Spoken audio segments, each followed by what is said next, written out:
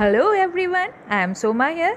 और आज business management, environment और ऑर्गेनाइजेशन की क्लास नंबर 1 है और आप सभी का स्वागत है बिल्ड करियर चैनल में।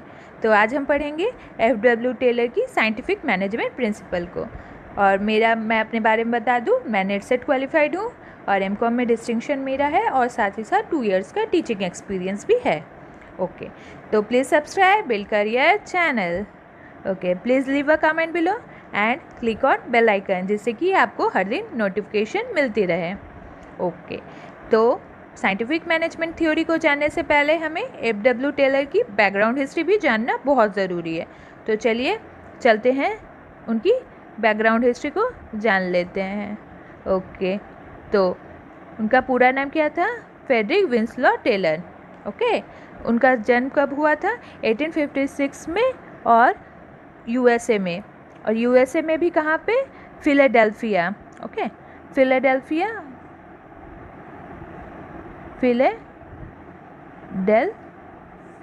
ओके, फिलाडेल्फिया में। और वो एक मैकेनिकल इंजीनियर की हैसियत से उन्होंने US based Midvale steel company को ज्वाइन किया था। कौन से साल में? 1878 में। ओके, और उन्होंने क्या किया था? उन्होंने 1878 में उन्होंने अपनी पढ़ाई को छोड़ दी थी। वो इंजीनियरिंग की पढ़ाई कर रहे थे, वो छोड़ दी थी क्योंकि उनकी आई साइट बहुत ख़राब होने लगी थी। ओके, उसमें प्रॉब्लम आने लगा था, इसीलिए उन्होंने मिडवेल स्टील कंपनी को फिलाडेल्फिया में ज्वाइन किया। ओके, और उन्होंने इंजीनियरिंग बैकग्राउंड के होने से कारण उन्होंने साइंटिफिक टेक्निक को अपनाया और वहाँ के वो चीफ इंजीनियर की पोस्ट में आ गए। उन्होंने इंजीनियरिंग की हुई थी और उनकी यह स्टडीज़ ने साइंटिफिक टेक्निक को मैनेजमेंट में सेंड करने के लिए बहुत हेल्पफुल रही। उनका प्राइमरी कंसर्न था कि वो वर्किंग में इफ़िशियंसी और रिसोर्सेज को ऑप्टिमम लेवल तक यूटिलाइज़ करें। ओके, इफ़िशियंसी और इफ़िशियंट बनाना, और क्या था उनका फोकस? क्या था? फोकस था कि वो रिसोर्स को भी ऑप्टिमम लेवल पे, efficiency of worker and optimum utilisation of resources. Okay, उन्होंने किया। तो एफ.डब्ल्यू. टेलर को क्या हम किस नाम से जानते हैं? Father of scientific management. किस नाम से जानते हैं? Father of scientific management. Father of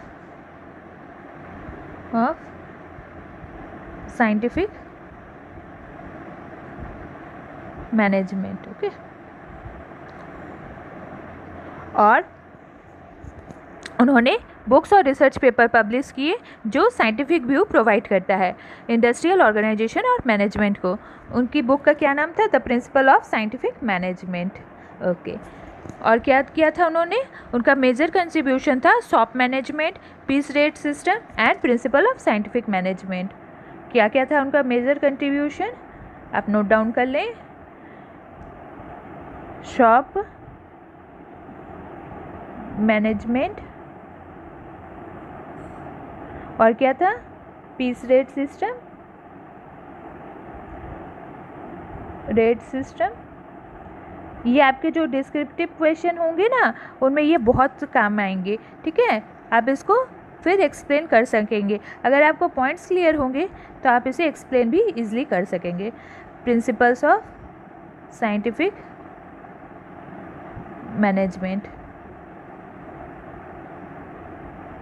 okay, ठीक है। और तो अब उनके प्रिंसिपल के बारे में हम जानेंगे। उनके क्या क्या प्रिंसिपल हैं? उनके प्रिंसिपल को क्या कहते हैं? टेलरिज्म के नाम से भी जानते हैं। कौन से नाम से जानते हैं? टेलरिज्म। ओके, उनके प्रिंसिपल क्या क्या हैं? Science not rule of third, harmony not Discord, cooperation not individualism and development of worker in their greatest efficiency and prosperity. Okay, तो नेक्स्ट चलते हैं आप नेक्स्ट पेज पे।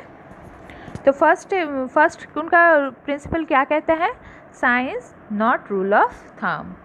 अकॉर्डिंग टू दिस प्रिंसिपल, हर जॉब जो कि ऑर्गेनाइजेशन में perform किया जाता है वो साइंटिफिक बेसिस पे होना चाहिए और ये कोई डिक्टेटरशिप या किसी एक्सपीरियंस, जैसे कि आप पहले कोई काम को देख चुके हैं उसके बेसिस पे नहीं, या तुक्का लगा कर नहीं, एक इसको आप रियलिटी, इसके बारे में आपको कॉज और रिलेशनशिप में उसके पहले का कारण आपको देखना होगा, उसी के बेसिस पे होना चाहिए।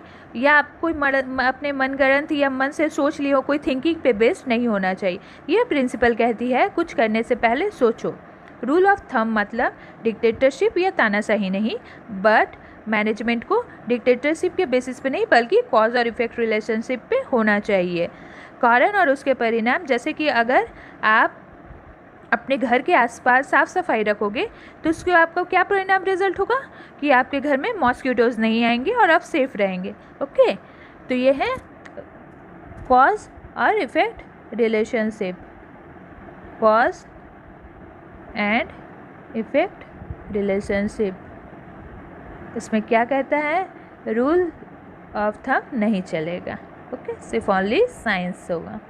ओके, तो ये बहुत सिंपल है, आप बहुत ही सिंपल लैंग्वेज में मैंने इसे समझाया है, तो आपको बहुत अच्छी तरह से क्लियर हो जाएगा, आपको कोई बुक्स भी देखने की ज़रूरत नहीं पड़ेगी। ओके, तो नेक्स्ट पे चलते हैं। हार्मोनी नॉट डिस्कॉर्ड, क्या है ये प्रिंसिपल? ये प्रिंसिपल कहता है कि सभी को ऑर्गेनाइजेशन में भाईचारे की भावना के साथ अपना वर्क करना चाहिए और एक दूसरे के लिए म्यूचुअल अंडरस्टैंडिंग होनी चाहिए। जनरली हर कंपनी में क्या होते हैं, दो ग्रुप होते हैं। दो ग्रुप कौन कौन से? एक वर्कर्स का ग्रुप होता है, और कौन कौन होते हैं?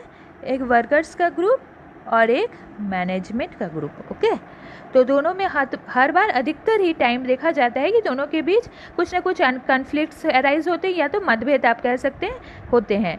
वर्कर्स को लगता है कि उनके काम को कम पे मिल रहा है, पेमेंट उनको कम दी जा रही है और काम का लोड भी बहुत ज़्यादा है।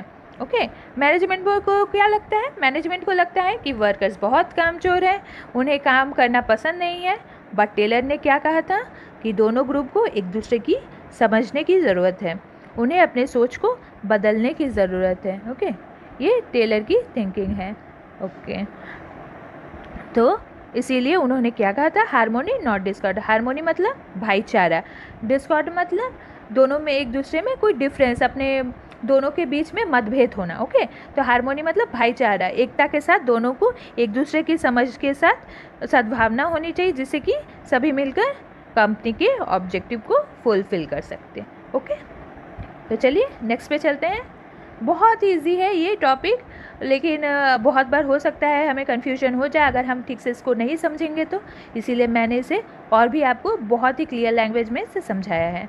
ओके, तो आप समझते हैं कोऑपरेशन नॉट इंडिविजुअलिज्म। क्या कहता है ये कोऑपरेशन नॉट इंडिविजुअलिज्म?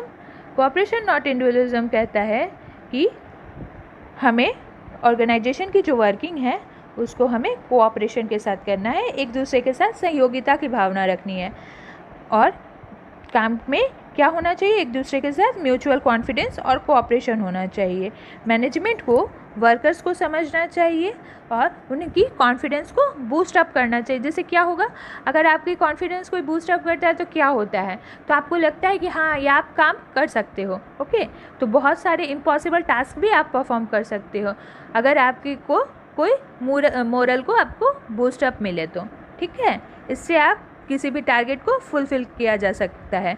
इससे जैसे कि आपकी टारगेट आप फुलफ़िल कर लेंगे, वैसे ही वर्कर्स को मोटिवेट करने से उनको भी ऑर्गेनाइजेशन में जो उनकी टारगेट होगी वो उनको बहुत ही अच्छी तरह से फुलफ़िल करेंगे। ओके, तो ये क्या कहता है, यही कहता है कोऑपरेशन नॉट इंडिविजुअल। अकेले अकेले नहीं, इंडिविजुअल का कोई इसमें रोल नहीं होगा, इसमें सिर्फ कोऑपरेशन, सबको साथ में लेके काम करना है। आप ये ग्रुप में नहीं सोच सकते कि हाँ आप सिर्फ यही काम आप ही करोगे और किसी को आप आगे बढ़ने नहीं दोगे, तो इससे ऑर्गेनाइजेशन सक्सेसफुल नहीं होगा। और अल्टीमेटली अगर ऑर्गेनाइजेशन सक्सेसफुल नहीं होगा तो एक इंडिविजुअल भी, उसमें जो भी एम्प्लॉय काम कर रहा है वो भी कभी सक्सेसफुल नहीं हो सकता। ओके, तो चलिए नेक्स्ट पे चलते हैं। Development of workers to their greatest efficiency and prosperity. तो ऑर्गेनाइजेशन में क्या होना चाहिए, प्रॉस्पेरिटी होना चाहिए। ऑर्गेनाइजेशन को वर्कर्स का घर मान सकते हैं आप, जैसे कि घर में भी सुख शांति होना बहुत ज़रूरी है, वैसे ही प्रॉस्पेरिटी मतलब धन संपत्ति का मतलब ये नहीं है कि धन संपत्ति मतलब सुखी संपन्न होना चाहिए, आप कह सकते हैं संपन्न, प्रॉस्पेरिटी खुशहाली होनी चाहिए। ओके, इसका सही वर्ड है खुशहाली होनी चाहिए। उसी तरह काम में भी वर्कर्स अगर खुशी होंगे और वो अपने एफिशिएंट होंगे तो क्या होगा, इससे ऑर्गेनाइजेशन भी खुशहाल होगी और ये घर जैसा ही माहौल देगी। ओके, तो ऑर्गेनाइजेशन की इफ़िशियंसी कम्प्लीटली डिपेंड करती है किस पर, वर्कर्स की इफ़िशियंसी पर। वर्कर्स अगर इफ़िशियंट हो तो ये डिपेंड करता है उनकी क्या, किस पे डिपेंड करता है, उनकी प्रॉपर सिलेक्शन और ट्रेनिंग पर। ओके, किस पे डिपेंड करता है, proper selection and training, proper selection and, okay मैं ऊपर लिख रही हूँ ट्रेनिंग। ओके ओके, तो इस पे डिपेंड करता है। एम्प्लॉयज़ को जॉब उनके क्वालिफ़िकेशन के अकॉर्डिंग ही देनी चाहिए, जिससे क्या होगा, वो उस काम को अच्छी तरह से समझेंगे। और ये मानना किसका है, टेलर का। और साथ ही साथ वर्कर्स की स्किल को इंक्रीज़ करने के लिए उन्हें ट्रेनिंग भी प्रोवाइड करनी चाहिए, जिससे कि वो एफिशिएंट बने रहें और कंपनी की प्रॉस्पेरिटी बने। टेलर की कुछ साइंटिफिक टेक्निक्स भी हैं, ठीक है, और इनकी टेक्निक्स को हम बाद में पढ़ेंगे क्योंकि ये बहुत वीडियो ज़्यादा लंबा हो जाएगा। इनकी बहुत सारी टेक्निक्स हैं, मैं इनको आपको नेक्स्ट क्लास में कराऊंगी। तो उससे पहले हम क्या पढ़ लेते हैं, उनकी क्रिटिसिज्म पढ़ लेते हैं। टेलर की साइंटिफिक रूल को बहुत सारे अन्य लोगों ने भी क्रिटिसाइज़ किया था। ओके, तो ये क्या कहते हैं, क्रिटिसिज्म किया था उनके बारे में कि speeding of workers without thinking about their health and safety. ये रूल बहुत ही ज़्यादा साइंटिफिक हो जा रहा है। इससे बहुत लोगों का क्या मानना था कि इससे वर्कर्स की हेल्थ और सेफ्टी पर इल इफ़ेक्ट पड़ेगा। ओके, इससे उनको काम करने की जो क्षमता होगी वो उनको ध्यान में रखा जा रहा है सिर्फ, बट उनकी हेल्थ और सेफ्टी को ध्यान में नहीं रखा जा रहा है, यह मानना है उनके क्रिटिसाइज़र का। ओके, और फिर क्या देखते हैं, वर्कर्स में लूज़ इनिशिएटिव, एक ही काम करते करते उनकी इफ़िशियंसी इफ़ेक्टिवनेस जो कि इनिशिएट करने की है, इनिशिएट मतलब किसी चीज़ को शुरुआत करना, किसी चीज़ को सोचने समझने के साथ शुरुआत करना, ये जो टेंडेंसी है वो ख़त्म हो जाएगी। ओके, और उसके बाद क्या है, monotony of job. Monotony of job का मतलब है कि एक ही जैसा, मतलब आप उब जाओगे, उबाऊ हो जाएगा वो काम आपके लिए। और इससे क्या होगा, अगर जॉब अगर उबाऊ हो जाएगा तो काम करने की इच्छा शक्ति चली जाएगी और इससे वर्कर्स बहुत ही, मतलब उन्हें पसंद नहीं आएगा, उनके लिए काम करना अच्छा नहीं लगेगा उनके लिए। ठीक है, उसके बाद क्या है, एक्सप्लॉयटेशन ऑफ वर्कर्स। उनका ये मानना है कि वर्कर्स का एक ग्रुप है जिनके बारे में उनका ये मानना है कि वर्कर्स को एक्सप्लॉयट किया जाता है साइंटिफिक मैनेजमेंट की टेक्निक से। ओके, और इससे ये उनकी एक चाल है प्रोडक्टिविटी को इंक्रीज़ करने में, और इससे कि उनको वर्कर्स को इसमें कोई भी हिस्सा नहीं दिया जाएगा। Major portion of increase profit किनके पास रखा जाएगा, इन्वेस्टर के द्वारा छीन लिया जाएगा और उन्हें सिर्फ हल्का फुल्का मतलब उनको नेग्लिजिबल बेनिफिट्स मिलेगा, जिससे कि उन्हें बेस या बोनस के रूप में हल्का फुल्का कुछ मिलेगा, जिससे उनकी प्रोडक्टिविटी तो बहुत ज़रूरत से ज़्यादा इंक्रीज़ हो जाएगी, पर उन्हें वर्कर्स जो है उनको सेटिस्फाइड वो नहीं हो पाएंगे और उनके लिए कोई भी बेनिफिट नहीं है। ओके, और डिस्क्रिमिनेशन बिटवीन वर्कर्स के बीच डिस्क्रिमिनेशन की भावना, यानी इफ़िशिएंट और अनएफिशिएंट के बीच एक मीटर बैठ जाएगा। ओके, क्या होगा, डिस्क्रिमिनेशन, इफ़िशिएंट और अनएफिशिएंट, इफ़िशिएंट और अनएफिशिएंट के बीच एक ग्रुप बन जाएगा। ओके, इफ़िशिएंट और अनएफिशिएंट, ओके, के बीच एक ग्रुप हो जाएगा। ओके, जिससे कि वर्कर्स ग्रुप में कॉन्फ्लिक्ट अराइज हो सकते हैं, लड़ाई झगड़े हो सकते हैं, और ये ऑर्गेनाइजेशन के लिए बिल्कुल भी अच्छी बात नहीं है। ओके, तो अब समझते हैं और क्या हो जाएगा, ये बहुत अनडेमोक्रेटिक भी है नेचर में, मतलब साइंटिफिक रेगुलेशन बहुत ही ज़्यादा अनडेमोक्रेटिक। डेमोक्रेटिक का मतलब क्या है, सभी को साथ लेकर चलना, सभी की बातें सुनना, बट ये किसी की बातें सुनने के लिए ज़रूरी नहीं समझता है।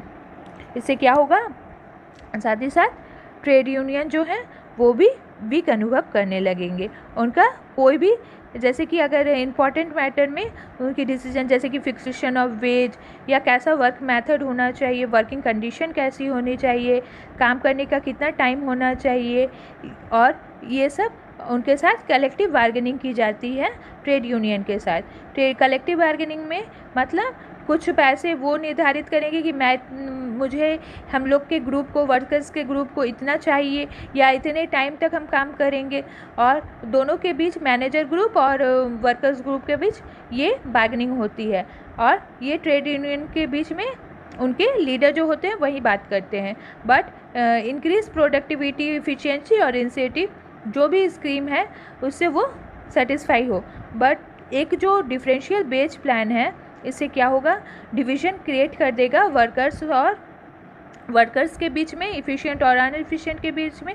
जिससे क्या हो सकता है, ट्रेड यूनियन मूवमेंट हो सकता है, वर्कर स्ट्राइक पे जा सकते हैं और एक अनस्टेबल कंडीशन अराइज हो सकती है। ओके, ऐसा कि बहुत बार देखा भी गया है, क्योंकि ये यूएस बेस्ड टेलर थे तो यूएसए में ऐसा हो चुका है।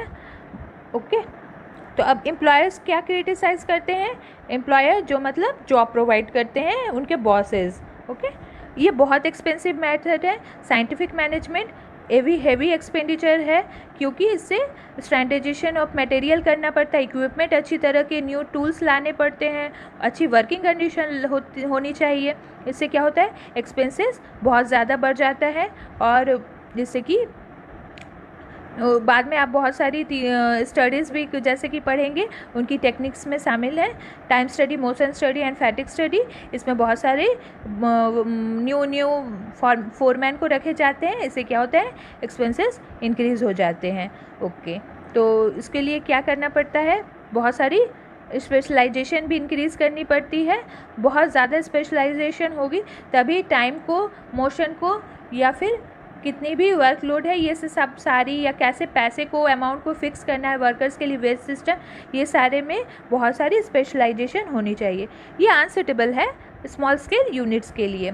बहुत सारे एम्प्लॉयर्स ये बिलीव करते हैं कि साइंटिफिक मैनेजमेंट सिर्फ लार्ज स्केल यूनिट्स के लिए ही सूटेबल है, स्मॉल यूनिट्स के लिए यह अनसूटेबल है। ओके, तो ओवर प्रोडक्शन भी हो सकता है, जैसे कि उन्हें लालच दिया जाता है कि आप इतने वर्कर्स को, कि आप इतने काम करोगे तो आपको इससे एक्स्ट्रा बोनस या पेमेंट मिल जाएगा। तो ये क्या होगा, इससे वर्कर्स में एक कंपटीशन की भावना आएगी और वो ओवर प्रोडक्शन करने की कोशिश करेंगे। ओके, तो absence of non wage incentive, इसमें सिर्फ मॉनिटरी बेनिफिट्स के बारे में कही गई है, ओनली फॉर मॉनिटरी बेनिफिट। इसमें पैसे की बात कही गई है, ध्यान में रखिएगा। मॉनिटरी बेनिफिट्स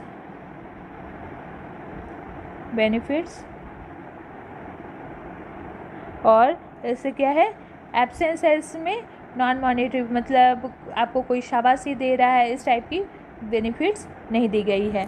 ओके, तो ये मेरा मानना नहीं है, आप देख लीजिएगा, ये सिर्फ क्रिटिसाइज़ किया जा रहा है। ओके, तो आप इसको ध्यान में रखिएगा। और इसमें सिर्फ एक ये बात भी कही है कि one best way of doing work. तो साइंटिफिक मैनेजमेंट क्या कहता है कि वो फाइंड करता है one best way of doing work, एक काम को करने का एक ही सही तरीका हो सकता है। बट ऐसा माना तो आपको पता ही होगा कि ऐसा कोई बात नहीं है, कि हर काम को करने के बहुत सारे तरीके हो सकते हैं जो सही भी हो, और इंटेलिजेंट मेंटल एप्टीट्यूड पे बेस्ड होता है, अपने अपने तरीके होते हैं सबके लिए। ओके, तो एक ये, इसको ये भी माना जाता है कि पेसिमिस्टिक एजम्पशन है। पेसिमिस्टिक का मतलब है कि सिर्फ गलत मतलब किसी के बारे में अगर गलत धारणा बैठा ली जाए, नेगेटिव पॉइंट को सोचा जाए, तो उसको पेसिमिस्टिक कहते हैं। और ऑप्टिमिस्टिक मतलब जो अच्छी बातें सोचे, नेगेटिव को नहीं, पॉजिटिविटी को लेकर चले।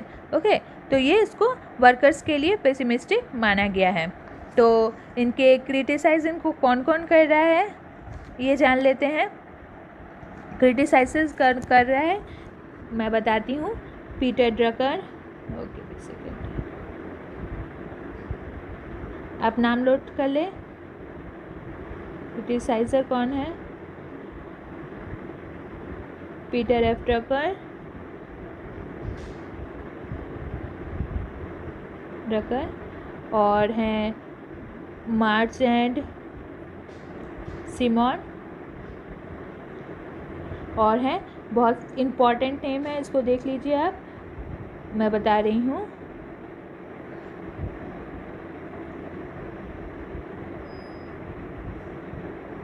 डॉगलस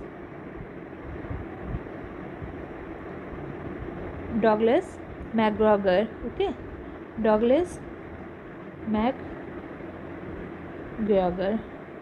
ये बहुत इंपॉर्टेंट नाम है। हो सकता है ये आ सकता है आपको कोई भी एग्ज़ाम में कि इनको क्रिटिसाइज़ कौन कर रहा था, तो इनके 3 क्रिटिसाइज़र्स हैं। 3 क्रिटिसाइज़र ऐसे तो बहुत हैं, लेकिन ये तीनों बहुत इंपॉर्टेंट नेम हैं, ओके। तो मैंने आपको नाम भी नोट करवा दिया है।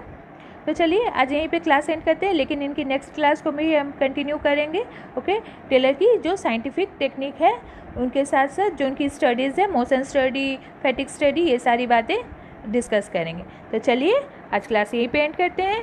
तो thank you for the watching, please subscribe my channel, build करिए, और साथ ही साथ अपने अच्छे अच्छे कमेंट्स मुझे प्रोवाइड करते रहिएगा। Thank you.